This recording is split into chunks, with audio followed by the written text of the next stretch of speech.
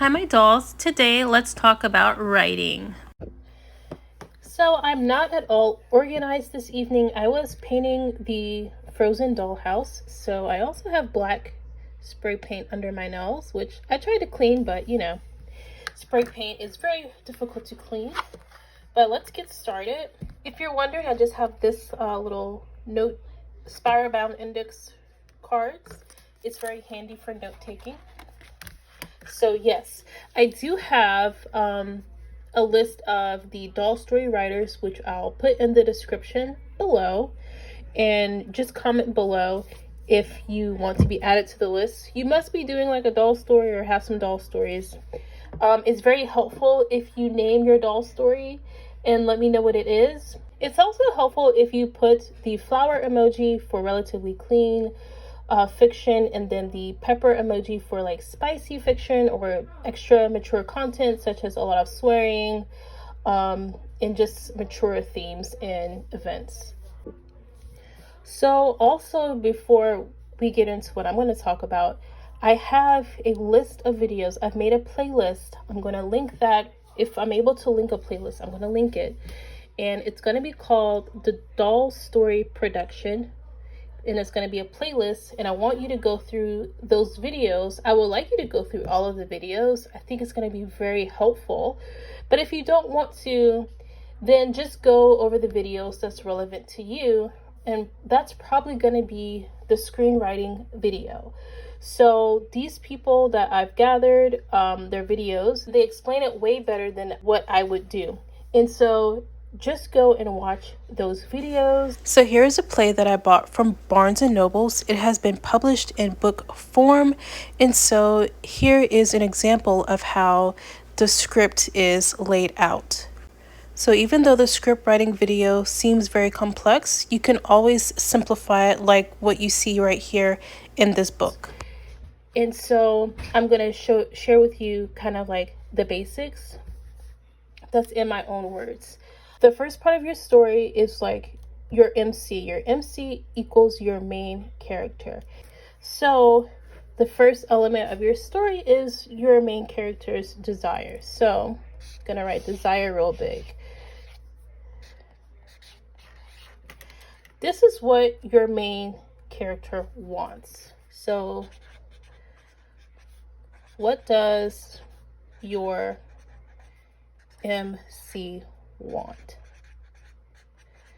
Now, ideally, the more characters you have, you want every single one of your characters to have a motivation.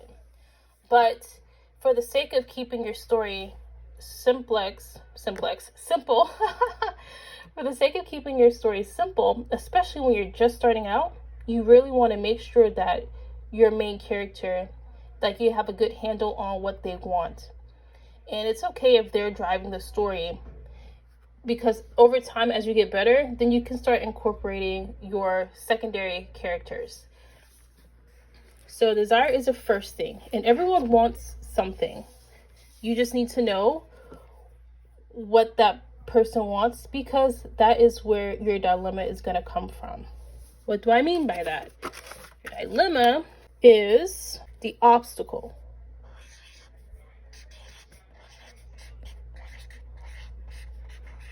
Okay, so what's your obstacle is what is keeping them from having what they want. It's very important that this makes sense. So many things, when you're ever watching a movie and you're like, that does not make sense at all, it's usually because the thing that's keeping the main character in that particular show or movie from getting what they want is not really an obstacle.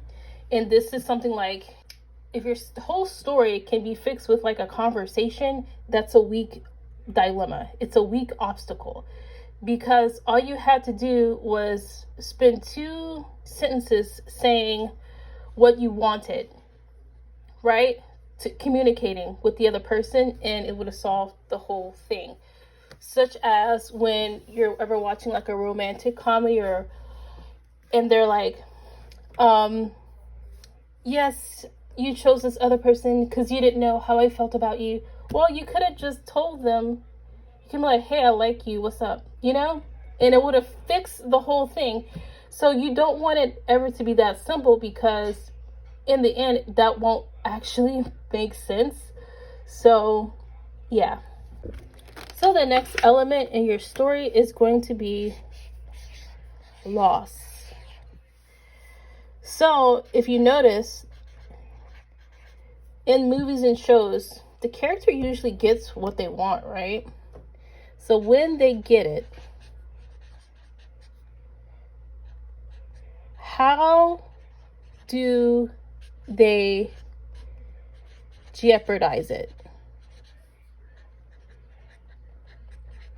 So you know how, like, if the guy gets the girl, but he took a shortcut to get the girl, or he lied to get the girl, and then the lie comes out, or, you know, they were trying to omit the truth. Like, if you watch She's All That, it was a bet to see if he could make her into the prom queen or something like that.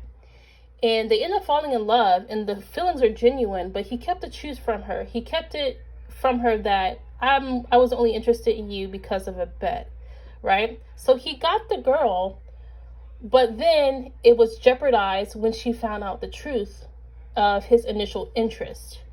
And so that's why I'm saying, like, something has to, like, they have to have that thing in their hand, and it has to slip through their fingers like sand.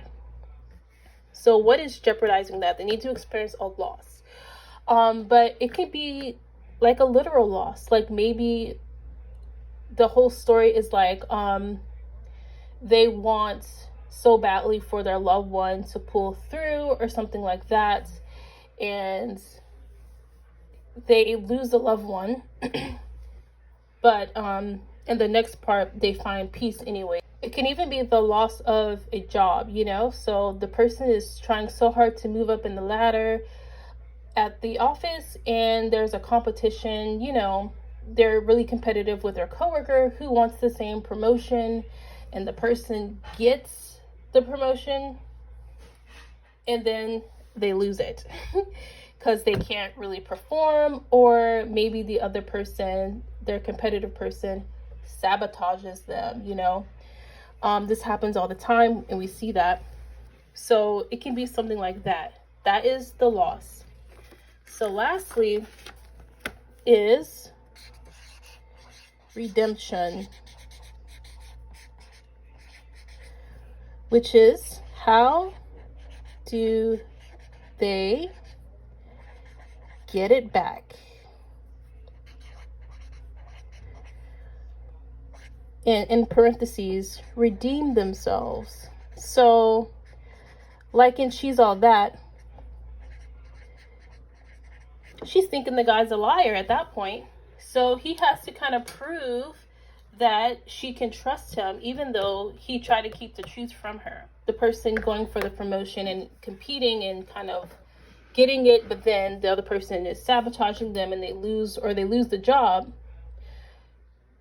because probably something they did or something. They have to go about redeeming themselves to get the position back. Or maybe the workplace was toxic and they shouldn't have been striving to be there anyways. And so that's like their realization, epiphany, if you will. And that realization can also be a redemption, because it means that they grew as a person, and that's redeeming in and of itself. As far as, like, if you lose a loved one and your redemption is learning to be strong through it, how can you pull through that situation? That's going to be the redemption. Also, pay attention to commercials, and especially movies. You're going to know why when you go over that list of that playlist. Always pay attention, okay? And if you get good at this, the doors of filmography, screenwriting, and set design might open for you. So you might think you're getting into something purely because of the dolls, That could be the case, but then you might find a different avenue of expression and be able to have that work for you. This thing could really have some legs and take off. Also, let me just write this down over here. The exercises we're going to be working up to is the 30-second ad. Okay. We're also going to do a music video using the chorus of a song. And we're also going to do a short film. So in the playlist that I gave you, there's a gentleman in there, Deontay Jenkins, and he does short films. I put some of his films in there as an example, okay? This will be done as a video, and the 30-second ad can be done as a video. The music video would like that to be done as a short, because you can actually use music in shorts without being demonetized. You can use music in shorts. So that's the gist behind that. And also when you're looking at the playlist, the costume design, y'all pay special attention to those videos about costume design. The costumes help tell the story as much as the dialogue. The actors don't just throw on clothing. The clothing in a movie is very, very intentional. And so you could use this for your dolls, y'all. So I do want y'all to pay attention to that, okay? That's going to be it for today. I really need everyone to go and check out those videos in that playlist. It's going to be super helpful. I have some notes, I think. Yes, I have notes. So when you're watching the videos, please note that the doll story production process can be as simple or as complex as you want to make it. It can also be as affordable or as expensive as you want to make it. It's up to you how you want to do it and what you're comfortable with doing. The reason why I put together the playlist is because you can actually procrastinate through research. And that means you research so much that all you do is research and you never execute any of your ideas. And you don't want to do that. Also, you can get very overwhelmed with research. So I've already put together the playlist for you, and that's really all that you need to get you good and on your way. So also, we want to use a hashtag. We want to use a hashtag doll story. And we also want to use this other hashtag, doll drama.